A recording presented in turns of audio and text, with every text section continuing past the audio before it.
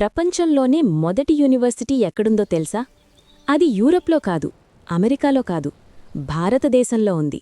2500 సంవత్సరాల క్రితం ప్రస్తుతం పాకిస్తాన్లో ఉన్న ప్రాంతంలో తక్షశిల అనే ఒక గొప్ప విద్యాకేంద్రం ఉండేది. ఇది సాధారణ పాఠశాల కాదు, ప్రపంచం నలుమూలల్నుంచి విద్యార్థులు వచ్చేవారు.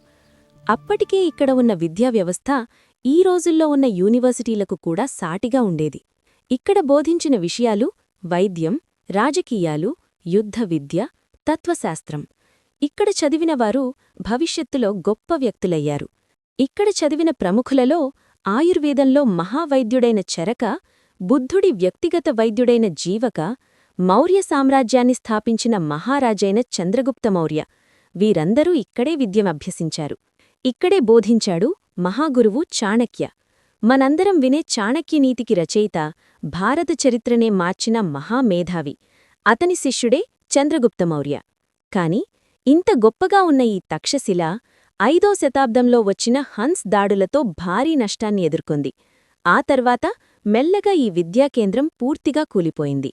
ఒక యూనివర్సిటీ కాదు, ఒక జ్ఞాన సంపదే మాయమైంది. ఇప్పుడు మిగిలింది కేవలం శిథిలాలు మాత్రమే.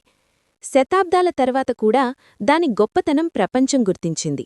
1980లో యునెస్కో దీనిని వరల్డ్ హెరిటేజ్ సైట్గా ప్రకటించింది. ఇలాంటి గొప్ప చరిత్ర మన దేశంలో ఉందని మీకు తెలుసా?